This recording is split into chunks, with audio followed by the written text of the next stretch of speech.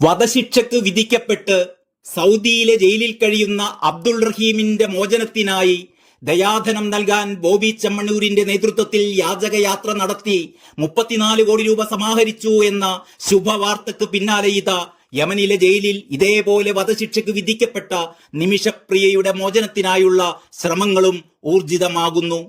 ജയിലിൽ കഴിയുന്ന നിമിഷപ്രിയയെ കാണാൻ അമ്മ പ്രേമകുമാരി ശനിയാഴ്ച യമനിലേക്ക് പോവുകയാണ്. യമനിലേക്ക് പോകുവാൻ അനുവാദം വേണമെന്ന് കാണിച്ച് പ്രേമകുമാരി ദില്ലി ഹൈക്കോടതിയെ സമീപിച്ചിരുന്നു. സ്വന്തം ഉത്തരവാദിത്വത്തിൽ അവിടേക്ക് പോകാനുള്ള അനുവാദം വേണമെന്നായിരുന്നു ആവശ്യം. ഇത് സംബന്ധിച്ച് കോടതി വിദേശകാര്യ മന്ത്രാലയത്തിന് ഇത് സംബന്ധിച്ച നടപടിക്രമങ്ങൾ കൈക്കൊള്ളാൻ നിർദ്ദേശം നൽകുകയുണ്ടായി. തുടർന്നാണ് നടപടിക്രമങ്ങൾ പൂർത്തിയാക്കി പ്രേമകുമാരി യമനിലേക്ക് പോകുന്നത്. കൊല്ലപ്പെട്ട യമൻ പൗരന്റെ കുടുംബവുമായി ബ്ലഡ് മണി സംബന്ധിച്ച ചർച്ച നടത്താനും കൂടിയാണ് പ്രേമകുമാരി പോകുന്നത് എന്നാണ് അറിയുന്നത്. നിമിഷപ്രിയയുടെ അമ്മയായ പ്രേമകുമാരിയുടെ അഭിഭാഷകൻ സുഭാഷ് ചന്ദ്രനാണ് ഇക്കാര്യം അറിയിച്ചത്. നിമിഷപ്രിയ എന്ന പേര് കേരളം കേൾക്കാൻ തുടങ്ങിയിട്ട് നാളുകളേറെയായി എങ്കിലും അബ്ദുൾ റഹീമിന്റെ മോചനത്തിനായി കേരളം ഒറ്റക്കെട്ടായി മുന്നോട്ട് വന്നതിന്റെ പശ്ചാത്തലത്തിലാണ് നിമിഷപ്രിയയുടെ മോചനത്തിനായും ഇതേപോലെ കേരളം ഒറ്റക്കെട്ടായി മുന്നോട്ട് വരേണ്ടതല്ലേ എന്ന ചോദ്യം ഉയർന്നത്. എന്താണ് യഥാർത്ഥത്തിൽ നിമിഷപ്രിയക്ക് സംഭവിച്ചത് എന്നറിയാൻ സ്വാഭാവികമായും എല്ലാവർക്കും ആഗ്രഹമുണ്ടാകും. ആ കഥയാണ് ഇനി പറയാൻ പോകുന്നത്. പാലക്കാട് കൊല്ലങ്കോട് തേക്കിൻചിറ സ്വദേശിനിയാണ് നിമിഷപ്രിയ. തലാൽ അബ്ദുൾ മഹദി എന്ന യമൻ സ്വദേശിയെ കൊലപ്പെടുത്തിയെന്നാണ് നിമിഷക്കെതിരായ കേസ്. 2012 നഴ്സായ നിമിഷപ്രിയ ഭർത്താവ് തൊടുപുഴ സ്വദേശി ടോമിയുമൊത്ത് യമനിലേക്ക് പോകുന്നത്. നിമിഷപ്രിയ ഒരു ക്ലിനിക്കിലും ഭർത്താവ് ഒരു സ്വകാര്യ സ്ഥാപനത്തിലും ജോലി നേടിയെടുത്തു. അതിനിടെയാണ് യമൻ പൗരനായ അബ്ദുൾ മഹദി എന്നയാളുമായി നിമിഷപ്രിയ പരിചയപ്പെടുന്നത്. ഇരുവരും ചേർന്ന് കച്ചവട പങ്കാളിത്തത്തോടെ ഒരു പുതിയ ക്ലിനിക്ക് തുടങ്ങാൻ തീരുമാനിക്കുന്നു.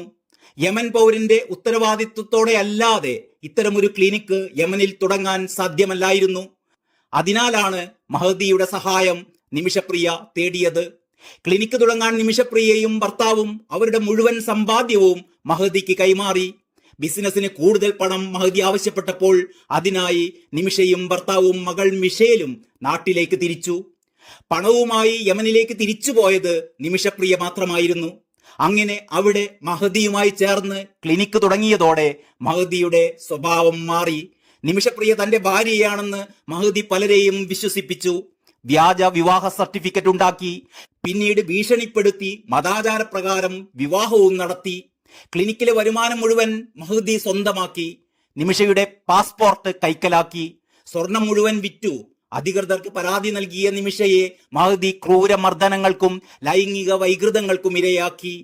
ജീവൻ അപകടത്തിലാകും എന്ന ഘട്ടമെത്തിയപ്പോഴാണ് മഹദിയെ മയക്കുമരുന്ന് കുത്തിവെച്ച് ബോധം കെടുത്തി രക്ഷപ്പെടാൻ നിമിഷപ്രിയ നിശ്ചയിച്ചത്. 2017 ഇത്. നിമിഷയുടെ സഹപ്രവർത്തകയായിരുന്ന ഹനാൻ എന്ന യമനി യുവതിയും മഹദിയുടെ ക്രൂരമർദ്ദനങ്ങൾക്കിരയായിരുന്നു. പാസ്പോർട്ട് വീണ്ടെടുത്ത് രക്ഷപ്പെടാനുള്ള മാർഗം നിമിഷപ്രിയക്ക് ഉപദേശിച്ചു കൊടുത്തത് ഈ ഹനാനായിരുന്നു. ഇതിനായി മഹദിക്ക് അമിത ഡോസിൽ മയക്കുമരുന്ന് കുത്തിവെക്കുകയായിരുന്നു നിമിഷപ്രിയ. മഹദിക്ക് ബോധം പോയ തക്കം നോക്കി അദ്ദേഹം സൂക്ഷിച്ചു വെച്ചിരുന്ന പാസ്പോർട്ട് സൂത്രത്തിൽ കൈക്കലാക്കി നിമിഷപ്രിയ രക്ഷപ്പെടാൻ ശ്രമിച്ചു. എങ്കിലും അതിർത്തിയിൽ വെച്ച് സുരക്ഷാ ഉദ്യോഗസ്ഥരുടെ പിടിയിലകപ്പെടുകയായിരുന്നു. അതേസമയം മഹദിയുടെ മൃതദേഹം അവർ താമസിച്ചിരുന്ന വീടിന്റെ മുകളിലെ ജലസംഭരണിയിൽ വെട്ടി നുറുക്കിയ നിലയിൽ കാണപ്പെടുകയും ചെയ്തു. ഇതാണ് നിമിഷപ്രിയയെ കുരുക്കിലാക്കിയത്. മയക്കുമരുന്ന് കുത്തിവെച്ചതിന് ശേഷം സംഭവിച്ച കാര്യങ്ങളൊന്നും തനിക്കറിയില്ലെന്നാണ് നിമിഷപ്രിയ കോടതിയിൽ പറഞ്ഞിരുന്നത്.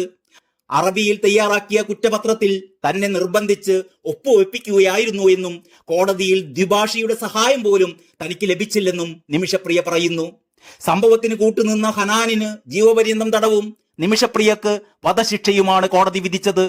താനല്ല മഹദിയെ കൊന്നത്, ബോധം കെടുത്തുക മാത്രമായിരുന്നു തന്റെ ലക്ഷ്യം. കൊല്ലണമെന്ന ഉദ്ദേശത്തോടെ അല്ലായിരുന്നു മയക്കുമരുന്ന് കുത്തിവെച്ചത് തുടങ്ങിയ നിമിഷപ്രിയയുടെ വാദങ്ങളൊന്നും കോടതി പരിഗണിച്ചില്ല.